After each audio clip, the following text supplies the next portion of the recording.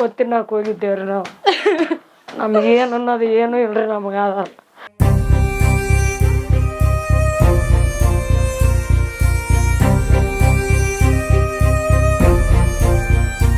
3 ವರ್ಷದ ಬಾಲಕನನ್ನ ಕಚ್ಚಿ ಎಳೆದ ಹುಚ್ಚು ನಾಯಿ, ಕಣ್ಣೀರಿಡುತ್ತಿರುವ ಪೋಷಕ. ಹೌದು ವೀಕ್ಷಕರೇ, ಈ ಪಾಲಕರ ಕಣ್ಣೀರನ್ನ ನೋಡಿದ್ರೆ ಎಂತವರಿಗೂ ಬೇಸರ ತರಿಸುತ್ತದೆ.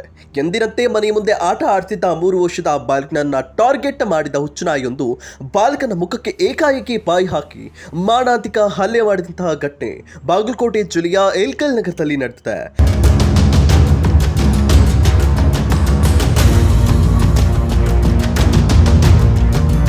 ಹುಡುಗನ ಕರೆದು ಬಿಟ್ಟಾನ್ರಿ.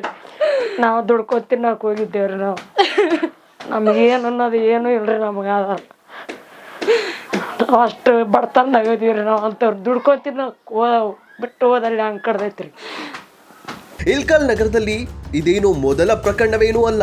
ವಾರದ ಹಿಂದೆ ಅಷ್ಟೇ ಬೀದಿ ನಾಯಿಗಳು ಅನೇಕರಿಗೆ ಕಚ್ಚಿ ಗಾಯಗೊಳಿಸಿದಂತಹ ಘಟನೆಯೂ ನಡೆದಿದೆ. ಇತ್ತ 3 ನಾಯಿಯಿಂದ ತೀವ್ರ ಗಾಯಕ್ಕೆ ತುತ್ತಾದ ಬಾಲಕನನ್ನ ಬಾಗಲಕೋಟೆ ಜಿಲ್ಲಾ ಸರ್ಕಾರಿ ಆಸ್ಪತ್ರೆಯಲ್ಲಿ ಚಿಕಿತ್ಸೆ ಕೊಡಿಸಲಾಗ್ತಾ ಇದೆ. ಆದರೆ ಬಾಲಕನ ಮುದ್ದು ಮುಖವು ವಿಕಾರಗೊಂಡಿರುವುದು ಬಡ ಪೋಷಕರ ಕಣ್ಣೀರಿಗೆ ಕಾರಣವಾಗಿದೆ.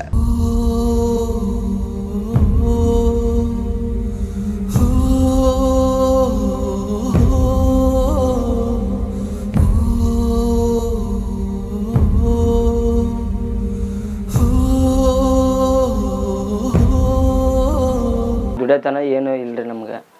ದುಡಿಬೇಕು, ತಿನ್ಬೇಕು, ಮತ್ತೆ ಆಸ್ತಿ ಅಂತ ಏನೂ ಇಲ್ಲ. 50 ರೂಪಾಯಿ ಬೇರೆ ಜನ ಕೊಟ್ಟಿದ್ದಾರೆ ಸರ್ ನಮ್ಗೆ. ಅದು 50 ರೂಪಾಯಿ ನಮ್ಮ ಜೇಬ್ನಲ್ಲಿ ಇದ್ದಿಲ್ಲ ಸರ್. ಇನ್ನೊಬ್ರು ಕೊಡೋಣ ನನ್ನ ಮಗನಿಗೆ, ನನ್ನ ಮೊಮ್ಮಗನಿಗೆ ಟಿಕೆಟ್ ಅದನ್ನ ಬರೆಸಿದ್ದೀವಿ ಸರ್. ನಮ್ಮಲ್ಲಿ ಸರ್ಕಾರದಾಗನ್ಯಾಗ ಹೋಗಿದ್ರಿ ಸರ್. ಚೀಟಿ ಮಾಡ್ಸಕ್ಕೆ ರೊಕ್ಕ ಇದ್ದಿಲ್ಲ ಸರ್. ಇನ್ನೊಬ್ರು ಜನ ಕೊಟ್ಟಿದ್ದು ಅದನ್ನೇ ಚೀಟಿ ಮಾಡಿಸಿ ಅದನ್ನೇ ತೊಗೊಂಬಂದಿವ್ರಿ ಸರ್. ನಮ್ಗಷ್ಟು ಇದು ಆಗೈತಿ ಸರ್. ನಮ್ಗೆ ಯಾರು ಇಲ್ಲ ಸರ, ತಿನ್ನಕ್ಕೆ ಕೂಗಿಲ್ಲ ಸರ್ ನಮ್ಗೆ. ಇಂತಹ ಪ್ರಕರಣಗಳು ಪದೇ ಪದೇ ಮರುಕಳಿಸುತ್ತಿದ್ದು ಸುಮ್ಮನಿದ್ದ ನಗರಸಭೆ ಘಟನೆಯ ತೀವ್ರತೆಗೆ ಎಚ್ಚೆತ್ತುಕೊಂಡು ಬೀದಿ ನಾಯಿಗಳನ್ನ ಹಿಡಿಯುವ ಕಾರ್ಯಕ್ಕೆ ಮುಂದಾಗಿದೆ.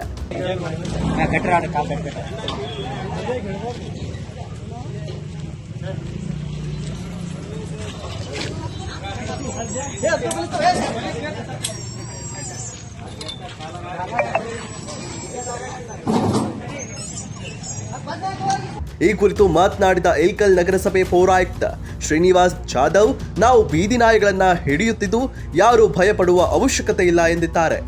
ಇಲ್ಕಲ್ ನಗರಸಭೆ ವ್ಯಾಪ್ತಿಯಲ್ಲಿ ಬೀದಿ ನಾಯಿಗಳ ಹಾವಳಿಯಿಂದಾಗಿ ಕೆಲವೊಂದಿಷ್ಟು ಘಟನೆಗಳು ನಡೆದವು. ಈ ಬಗ್ಗೆ ಸಾರ್ವಜನಿಕರಿಂದ ಮತ್ತು ಮಾಧ್ಯಮದ ಮೂಲಕ ನಮಗೆ ತಿಳಿದು ಬಂದೈತಿ.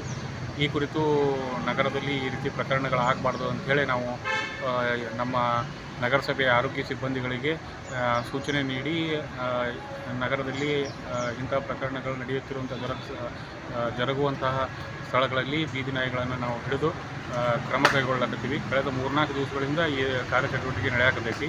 ಅದಕ್ಕೆ ಇನ್ನು ಮುಂದೆ ಈ ರೀತಿ ಘಟನೆ ಆಗಲಾರ್ದಂಗೆ ನಾವು ಕ್ರಮ ವಹಿಸ್ತೀವಿ.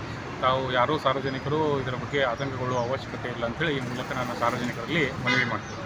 ಅದೇನೇ ಇರಲಿ, ಬೀದಿ ನಾಯಿಗಳು ಸೇರಿದಂತೆ ಬಿಡಾಡಿ ದನಗಳನ್ನ ಹಿಡಿಯುವ ಭರವಸೆ ನೀಡಿರುವ ಅಧಿಕಾರಿಗಳು ಮುಂದಿನ ದಿನಮಾನಗಳಲ್ಲಿ ಇಂತಹ ಘಟನೆಗಳು ನಡೆಯದಂತೆ ಯಾವ ರೀತಿ ಕ್ರಮ ಕೈಗೊಳ್ಳುತ್ತಿದ್ದಾರೆ ಎಂದು ಕಾದ್ ನೋಡಬೇಕಾಗಿದೆ. ವಿಜಯ ಧ್ವನಿ ನ್ಯೂಸ್, ಏಲ್ಕಲ್. ಇನ್ನಷ್ಟು ಅಪ್ಡೇಟ್ಗಳಿಗಾಗಿ ಫಾಲೋ ಮಾಡಿ ವಿಜಯ ಧ್ವನಿ ನ್ಯೂಸ್.